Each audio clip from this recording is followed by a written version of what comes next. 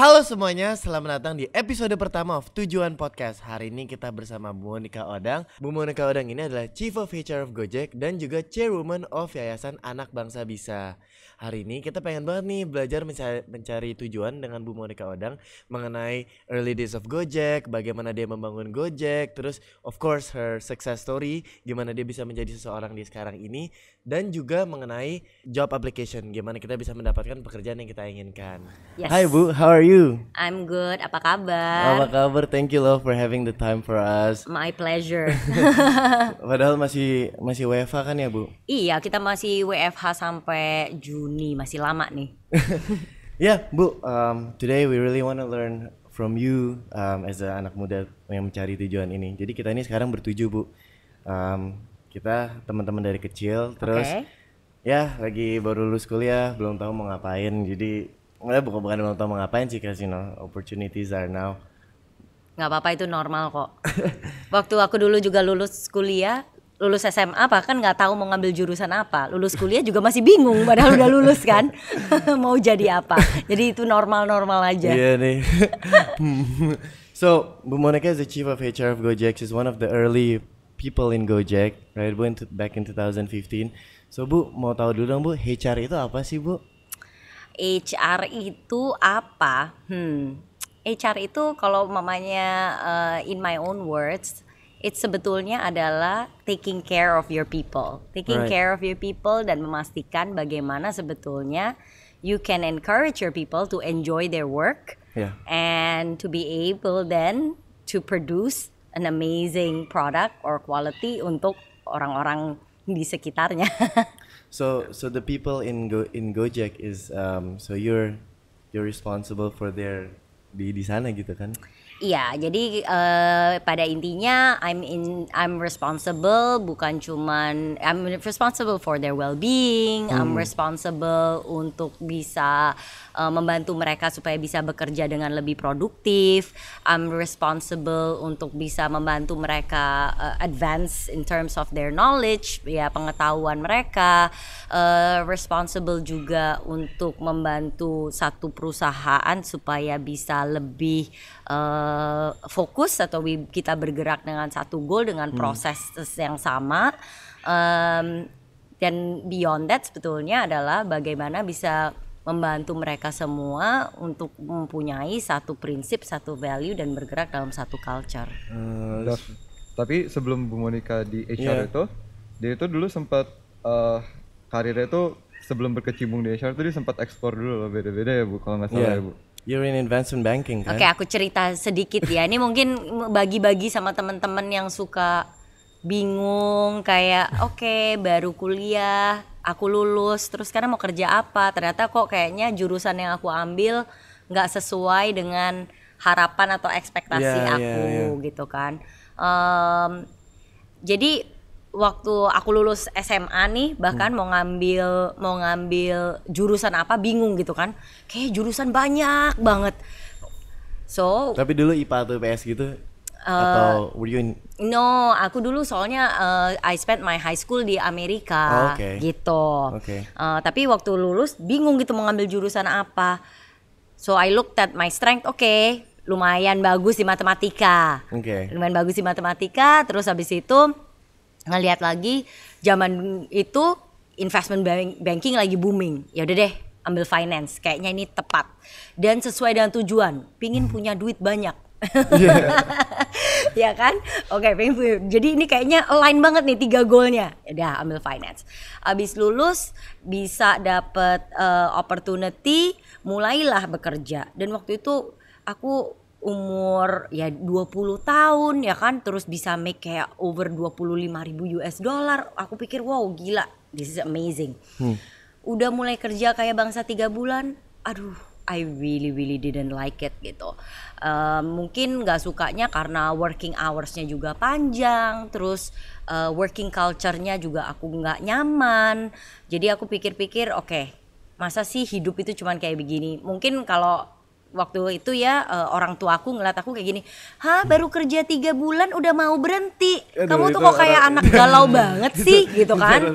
Nggak pasti kayak kamu nggak fokus banget sih gitu loh. Tapi aku selalu percaya gut feeling itu kayak nggak pernah bohong. Jadi aku pikir gini, nggak, this is not my way. Ya udah cari kerjaan lain yang lebih pindah ke arah custodial corporate banking, jadi fund analyst.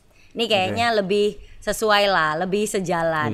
Oke, gajinya menurun, cerut gitu kan. Ya udahlah, nggak apa-apa. Disappointed tuh kayak ya udahlah.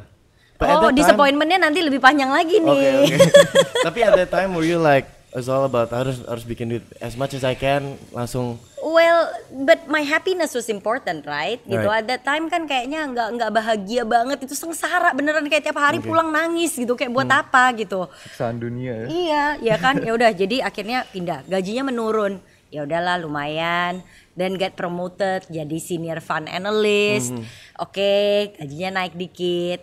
Terus udah kira-kira 2-3 tahun tuh realization datang lagi. Ini kayaknya bukan karir buat gua nggak happy. I feel that the job was very siloed, very lonely. Kayak ada big component of myself yang nggak ada di situ. Bingung deh. Nah, at the same time, my parents waktu itu bilang, ngapain mau di luar negeri terus? Mau jadi apa? Pulang dong ke Indonesia. Oke deh, ya udahlah. Kayaknya kan mau bikin my parents happy juga. But jujur, forever I will be thankful for them untuk membuat gue pulang ke Indonesia, karena sekarang gue benar-benar bisa berbakti buat Indonesia, dan itu sesuatu yang membuat gue sangat bangga gitu. Ya udah pulang ke Indonesia. Gila, waktu itu biggest dilema lagi karena kayak gini, pulang ke Indonesia gaji bakal cuman berapa ya? Lagi pasti kan. Iya kan? Terus habis itu Iya. terus habis itu lebih pikir gini lagi. Mau ngerjain apa? Oke, kayaknya udah bukan di finance. Gue itu orangnya people person. Gue tuh suka ngobrol sama orang, suka ketemuan sama orang. Tapi kan zaman dulu HR tuh nggak seksi. HR itu kan kayak lo ngerjain admin gitu kan, kayak ngerjain admin, kayak ngerjain gaji orang gitu kan, nggak seksi sama sekali. Jadi yang kepikiran apa? Marketing. Oke. Pulang terus habis itu join sama Global TV. Tapi itu belajar lagi dong Bu, karena from finance, from marketing gitu. It's a pivot kan? Iya, so I took a course. I took my MBA 1 tahun ngebut pokoknya. Pulang, habis itu masuk ngerjain marketing. Oh, I absolutely love it. Bener-bener enjoy, karena waktu itu I was handling MTV, Nickelodeon. Udah nggak zaman ya sekarang ya. Ketahuan umur ya. tapi waktu itu kan kayaknya wah, it's so much fun gitu. So I was really enjoying my job gitu, learning a lot on the go. Ya nggak punya background sebelumnya, tapi kalau if there's a will, there's a way gitu. But would you say you have to adjust again? For sure, dan lebih shocknya itu adjusting dari Amerika ke Indonesia. Working culture is very different. Pressure nggak tuh Bu? Kayak wah orang-orang lihat gue dari Amerika nih, kayak man I have to perform better than them gitu loh, karena kan pasti ada stigma kayak gitu kan, lu lulusan luar lo, lu udah kerja di luar lo. Enggak sih, justru I feel that I have a lot to learn, karena gue nggak paham how the ropes are done di Indonesia. You know, whenever you move, and ini sama ya, mau pindah perusahaan atau pindah apa, you have to understand the culture, right? Mau make that a country culture, a company culture, you actually have to adjust yourself. Kan kita harus menyesuaikan diri gitu. Jadi I felt I had a lot to learn, and I was learning dari orang-orang di sekitar gua gitu. Kalau dari kayak segi happiness gitu, wah itu happiness tinggi, tapi financially very low. Terus itu gue inget ya, di titik itu gue tuh berpikir gini, gue ngelihat teman-teman yang semua lulus sama gue, karir mereka tuh semua tambah naik, gaji tambah naik, kok gue kebalikan ya, kayaknya karirnya tambah turun, gaji tambah turun, ini gimana gitu. Galau, terus belum dapet jodoh. Nah itu jodoh tuh another thing kan, kayak pressure gitu. Kamu ya sudah perempuan, udah usia segini belum punya jodoh, mau jadi apa nanti? Nah itu kan ada lah ya, itu stigma sosial yang melekat. Itu ada lah, mau nggak mau kita sebagai wanita kadang harus be able untuk apa ya, be strong. Tiba-tiba ketemu jodoh, ya itulah kan jalan Tuhan. Jodohnya is my jujitsu friend. Jodohnya is your jujitsu friend. I'm Antoy hearing this. Thank you for this. Ya udah ketemu jodoh, di situ ada another life turning point karena dia bilang kan kita mau start family. Kalau mau start family gimana bisa with your work right now, because I work basically like close to 7 days a week karena weekend itu aku travel ke AC Nielsen cities gitu kan. Jadi ada event dan apa, kalau weekday ya kerjaan di kantor. Waktu pacarannya tuh kapan nunggu? Ya kalau dulu masih single kan, terus zaman dulu mah kuat gitu kan, sampai jam 1 tidur, jam 6 udah bangun gitu kan. Sekarang staminanya udah nggak kayak gitu kali ya. Jadi kan beda banget.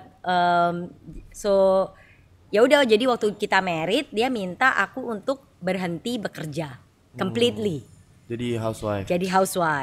Ibu rumah tangga. Apa namanya? I realized that being a housewife itu juga is really difficult, nggak mudah. Tapi at the same time I realized, dan that is also a process buat aku untuk menyadari bahwa that's not who I am. Aku mungkin dari kecil soalnya udah terbiasa kerja, terbiasa untuk kayak have my own money. Jadi kayaknya nggak punya income sendiri itu agak gelisah dan resah gitu. Waktu kuliah juga kerja nggak Bu dulu? I mean, sekarang kan beberapa anak yang kuliah di Amerika itu kan kerja di restoran atau apa ke sana. I just wanted to know, dari dulu tuh udah kebiasaan with your own income. Iya, aku dulu kerja sih. Aku dulu waktu SMA aja pernah kerja di Gap. Jadi tukang lipet-lipet. Terus habis itu waktu kuliah aku kerja sebagai admin di radio di radio station. Terus habis itu pernah intern di Fast Magazine. Wah, itu juga tuh Fast Magazine sekarang besar ya. Dulu tuh kayak kantornya kecil banget, cuma 20 orang. So that was so udah kebiasaan kerja emang dari dulu. Nah, jadi dari kebiasaan kerja waktu kayak your husband said like, udahlah di rumah aja, so itu agak susah sih. Terus ya mulai gatel, and then I'm thinking, okay, what can I do? Nah, from my what can I do itu, I so happen banyak ngobrol sama teman-teman. Mereka tuh terutama yang punya small to medium size businesses. Mereka tuh bilang, "Duh gila, susah banget ya cari orang yang bagus. Apalagi kalau yang bagus-bagus ya pasti diambil sama perusahaan-perusahaan gede gitu." Okay. And then so that was my one encounter with the potential clients. Okay. And then my second encounter, gue itu ketemu sama orang. Waktu itu gue lagi bantuin my dad gitu, interview orang. Orang ini terus bilang begini. Jadi let's say waktu itu posisinya gue lupa untuk head of engineering gitu. Tapi yang dikirim tuh orangnya backgroundnya accounting. Background yang bener-bener nggak ini. Orangnya terus bilang, "Bu tolong deh saya diterima, saya mau kerja apa aja. Karena saya itu bayar untuk get job interview. Dan saya tuh pinjem uang untuk get this job interview." Maksudnya, bayar untuk job interview? Yes, so there are companies apparently yang kalau headhunter kan charge the client. Kalau ini mereka charge candidate. Jadi mereka akan promise, okay, I will promise you job interview 3 slot gitu. Bayar di depan 1 juta gitu kan. Nah tapi yang dikirim itu kerjaannya nggak necessarily related dengan backgroundnya. So you saw flaws there in Indonesian recruiting? Yes, makanya jadi aku ngerasa kayak, aduh kenapa ya kok kayak orang udah jatuh ditimpa tangga gitu, kayak why the world is so unfair and I wanna help these people. So I started my own headhunter company. Staff search. Yes. So the background adalah I started my company karena itu. I wanted to help people and then there's a need for it. So over time, obviously the company grew, started to get bigger clients yang udah publicly listed, and that is also the time that I met Nadim. And Nadim and I became. Why? Because he was one of your client di staff search. Yes. So Nadim waktu itu baru mulai ada e-commerce back then, Zalora, I think Bukan yang Kartuku ya? Oh, Kartuku tuh abis itu. Okay. Yeah. So we became good friends. Had a few startup ideas together. Semuanya fail. So trust me, failure is there, but you learn from it, right? You pick yourself up and you move on. Terus waktu, so we became good friends. Waktu dia di Kartuku juga, I was still helping him. Terus waktu dia mulai benar-benar fokus di Gojek, kemudian dia bilang, hey, gue benar-benar serius di Gojek. Do you want to move with me? We need an HR person. My first response, gue gak punya HR background. Yeah. I don't have an HR background. I don't know HR. Mungkin Terus dia bilang, ya tapi lu dari dulu gak punya background apa-apa. Semuanya juga pindah-pindah kan. Bener juga sih, good point. Iya. Then I know your big dream, dia bilang. Your big dream is like you always tell me that you wanna be in technology and you want to help other people. Bayangin lo kalau ini kita tuh have the potential untuk impact the lives of millions of people in Indonesia. Masa lo mau turn down this opportunity? Bener gak bisa tidur sih. But at that time it was a big risk, right? Maksudnya kayak you started a company now, and then Gojek at that time was at that time I think from what I've seen. You know, waktu gue masuk Gojek pertama kali, satu lantai dengan call center agent, kira-kira 100 orang ya, all in all. Working toiletnya cuma satu. Gue aja nggak punya meja, duduk di lantai sama kucing. That's my life di Ciasem 2015. And yes, Gojek started as a call center kan, kayak Bluebird dulu gitu kan. Jadi orang nelfon, terus nanti motornya datang, terus nanti ini. But what did you see? Kayak ya udahlah, I wanna join your team, Nadim. Kayak I can see this company is growing gitu loh at that time. It goes back to well, my consideration banyak kan. Pertama kan Anto, my husband bilang, lu boleh punya karir tapi pastiin karirnya fleksibel. If I join a startup udah pasti nggak akan fleksibel. Yeah. And I have 2 kids, waktu itu masih kecil-kecil, umur 3 sama 5 tahun. Agak dilema gitu about taking care of them. But at the same time, mimpi untuk bisa membuat atau membantu jutaan orang di Indonesia is something that like was so lucrative gitu ya, kayaknya susah untuk di resist. Terus aku ngobrol-ngobrol sama Anto sih, and to be honest, I think I'm very thankful that I have a husband yang sangat supportive, karena kalau enggak sih I don't think we could have make it work gitu, karena ya life in a startup is benar-benar super demanding and requires, you know, a lot of commitment and time. But he knows that I really wanted to do it. Jadi dia bilang, ya udah deh, okay, fine, I give you my blessing. We'll try to make it work. So ya udahlah, I joined, and that was the year that we launched the app. Jadi 2015. Kita launch the Gojek app, and yeah, I mean, why did I make the jump? I think it's, to your point, the dream and the trust that I have. Well, I mean, we've talked about it, right? Like, I met with the rest of the team, and I have trust that we are going to make it work. Maksudnya karena apa ya? Kita semua punya tujuan yang sama, purpose kita itu sama gitu, bahwa and the purpose is bigger than ourselves. Right. And I told you, right, I'm driven by purpose. Yeah. No, because you mentioned that you had a lot of startup idea, couple of startup ideas with Nadim, and it all failed. Why do you think this one would work gitu loh at that time? Because it's a whole risk at that time kan.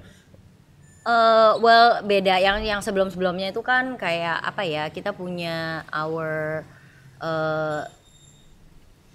product guy left, terus yang satunya ya ada beberapa lah, there's this sometimes your gut feeling, it tells you that it's the right thing to do. Right. Makanya aku bilang kita tuh zaman sekarang dengan semua teknologi and how we are raised, kita tuh di condition untuk lebih mengikuti nalar kita daripada naluri kita. Tapi sebetulnya kita itu dilahirkan, naluri kita itu ada or is there buat self defense kita, to tell us between what is right and what is wrong. Tapi kita tuh di condition by society, by environment untuk naluri lo tuh harus di kill gitu, put it down gitu. Nalar, logikanya apa? Masuk akal nggak gitu? Tapi kan a lot of times the decision that we make in life nggak masuk akal. Kayak decision yang gue make untuk kayak oke, gue mau pindah kerja, gajinya tambah turun, masuk akal nggak masuk akal. Tapi secara naluri, I felt that it was right. And to be honest, right, if I look back, semua decision, all the right decisions that I have made in my life, itu yang mengikuti naluri gue. Semua keputusan yang salah di hidup gue adalah dimana gue mengikuti nalar gue. Jadi I have allowed my naluri untuk lebih bebas berkembang. But so you're responsible for, of course, Gojek's growth, right? If I'm not mistaken, when you joined, there was only 50 people in Gojek, right? And Yeah, now about there's like 100 sama call center. And now it's about 7,000 with the contractual employees gitu loh. How do you build a team for success gitu? And now Gojek is this big, like it's a decacorn gitu loh. Kayak gimana dulu? How do you grow your team gitu loh? I think tergantung dari different stages of the company, right? I think kalau if you're starting your startup early on in the beginning gitu, udah pasti you need to surround yourself with people that you trust, ya. Jadi itu penting. That's number one. Number two, obviously you need to have people, orang-orang yang istilahnya mau do a lot of different things. So you need people who are jack of all trades, right? And as you move towards the growth stage of your company or different growth stage of your company, yeah, of course the needs becomes different, right? Lu pasti akan lebih butuh orang-orang yang specialized, orang-orang yang yang bisa membawa company yang lebih professional dan lain sebagainya. So, but I think if you're starting out, it's very important that you have people, you build a good working culture that is actually based on trust. Itu because with trust and then if you're in sync, you're able to move fast and you're able to then, karena kan nggak usah kayak ngedouble check terus. Bener nggak nih, lu kerjain nggak? What do you mean by trust? Like how can I trust you? How can you trust, especially new employees gitu loh? Well, trust is built over time, right? Nggak akan mungkin bisa datang just like that. Trust is built over time and is demonstrated by your action, gitu. And that's why it's very important the role of a leader, gitu. Sebagai pemimpin itu penting banget untuk bisa set that boundaries, right? So ini jadi akhirnya ngomong ke company culture. When you're building your company culture, orang tuh kadang pikir, oh ya culture tuh organic, culture tuh bisa ini. No, culture yes mungkin mulainya tuh organic, but you actually have to architect your culture. You have to really shape what are the behaviors that you will cherish, and what are some of the behaviors that you would not tolerate, gitu. And the role of the leader adalah untuk benar-benar mengemphasize those aspect, karena itu yang akan nge-shape your company culture dan akan membentuk trust. Karena kalau enggak ya, oh ya hari ini gue behave kayak begini, nggak apa-apa, I get away with it. For example, berarti ini aku kasih contoh ya. If I am a good I'm a high performer, right? Gue mamanya bawa sales banyak banget, tapi gue disrespectful with other people. Is that tolerable or not? In some company culture, they make it tolerable. Mereka bilang, okay, we love people who are cutthroat, we love people who are performers, and so that is an acceptable behavior, which is okay if you are as a company that is one of your values. But then if not, then you have to be very harus basically strict dan ngomong apa adanya bahwa no, ini nggak kalau lo nggak berubah, you're out. And sometimes that's very hard, right? Like kayak okay, lo benar-benar mau fire your top performer, but which one is more important? I believe that having toxic people will lead to bigger problems in the future. Right. But at the start when you just joined, there was like 50 people. What kind of people were you looking for? Karena itu yang paling penting kan. That stage is the most important stage for Gojek's growth because company itu nggak besar tanpa orang-orangnya kan, Bu. And as an HR, of course, it was one of your lead responsibility to find the right people within Gojek's team. So Mungkin waktu kayak itu kriterianya gitu loh. yeah, Seperti apa gitu. but I think ini kita ngomong dulu ya Gojek in the beginning ya. The type of people that we were looking for were people who are basically has entrepreneur mindset Okay. dan punya inisiatif, not afraid to take on new challenges, and who looks at challenges as an opportunity to grow. So that was the type of people that we were looking for karena dengan itu basically we were able to grow fast kan kayak okay, I give you this responsibility, yaudah you figure it out, I trust you that you would not mess this up, right? And I trust you that you will be able to deliver. Right. Jadi that sense of giving people and that is a true sense of empowerment, right? Because you are actually giving not only the power but you're also giving accountability gitu. Jadi I think in the beginning that's how we grow really fast, and ya mau nggak mau that is what you need to decentralize a lot of things in order for things to move really fast. Karena kan waktu itu I remember in 1 year aja kita grow, I think we have like about 1,000 new hire, and nggak bisa kalau semuanya lewat HR. So you have to trust the leader, and to be honest, pada akhirnya hiring good people is the responsibility of leaders karena leaders adalah representative of the company culture, right? And so you need to be able untuk hire orang-orang yang lu tahu bisa berkontribusi buat perusahaan, tapi juga memiliki value-values yang sama. So that's culture for you, right? Yes. And that's definition of culture, punya values yang sama kan? Yeah, and I think like that's why in Gojek one of our principle dari dulu adalah we hire based on culture fit. Kan ada orang yang tanya, apa sih bedanya hiring culture fit versus performance? And hiring based on culture fit adalah it's very important to find people yang memang bisa atau punya values yang sama ya. Bukan berarti kita suka hal yang sama, itu berbeda ya. Suka hal yang sama bukan berarti kita mempunyai values yang sama gitu.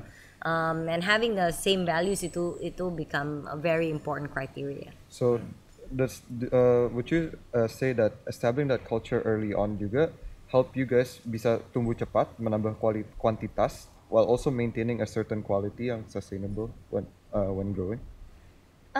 Well, I think it did allow us to hire fast. Kalau mau ngomong did it allow us to maintain certain quality?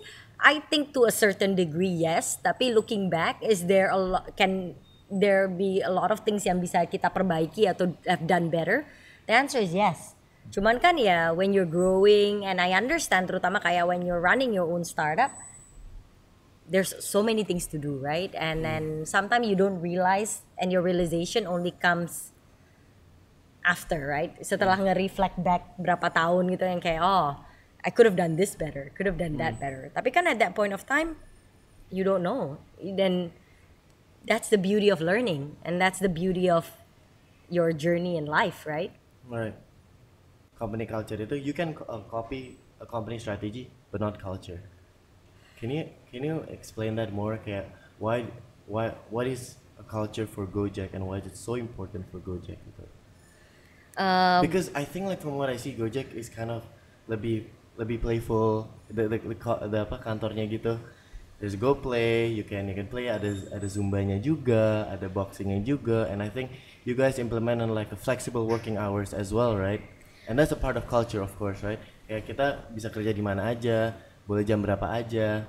But I think itu yang orang mungkin banyak misinterpret ya waktu kalau kita ngomong culture terus yang kayak you're talking about perks. Kayak kantornya ada gym, kantornya ada playroom, you can work from anywhere, but that's the byproduct of the culture, right? That's the tip of the iceberg gitu, right. If I may call it.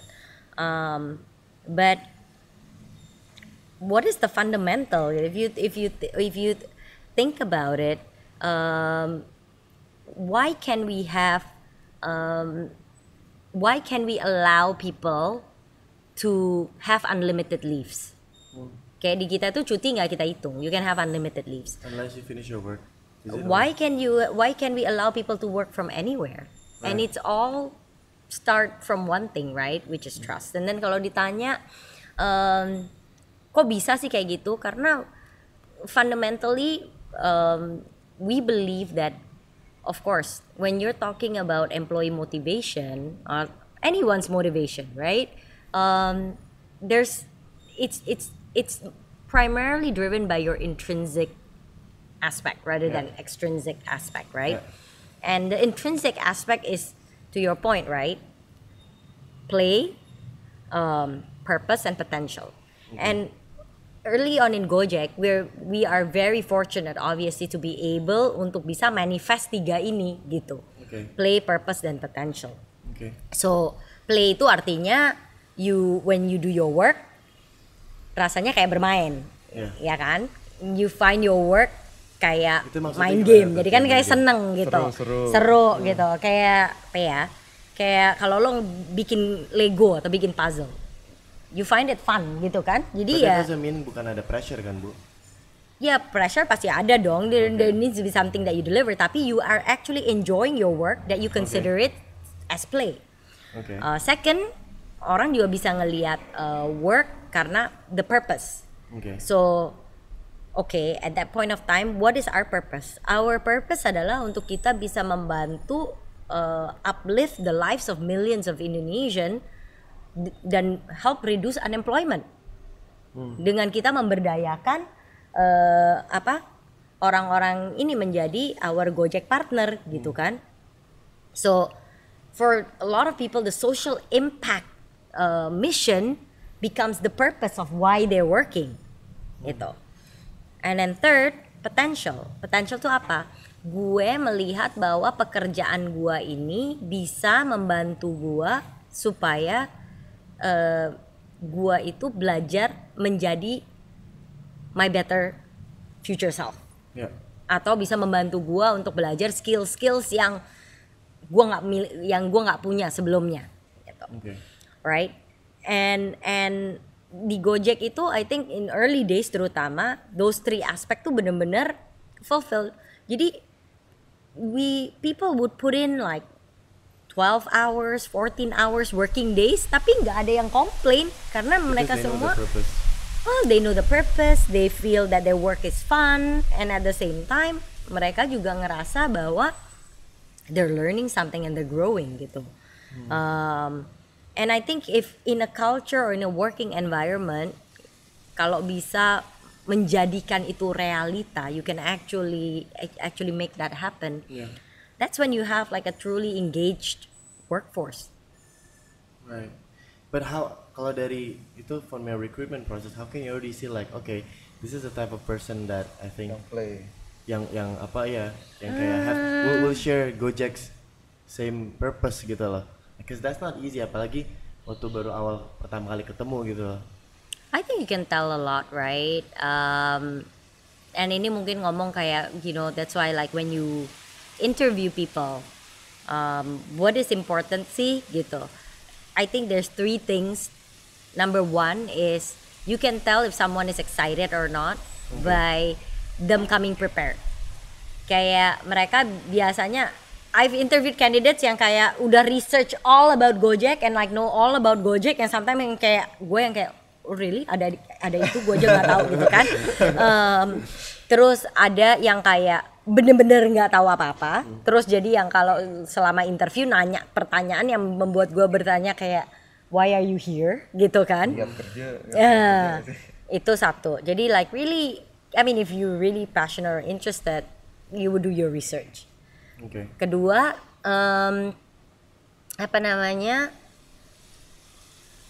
ask questions. Karena kan menurut gue kayak lo ngelamar kerjaan tuh sama dengan kayak orang cari jodoh. You need to find out more, right? And then if you don't ask questions, you wouldn't know. So I think asking questions is important. nomor 3, be authentic.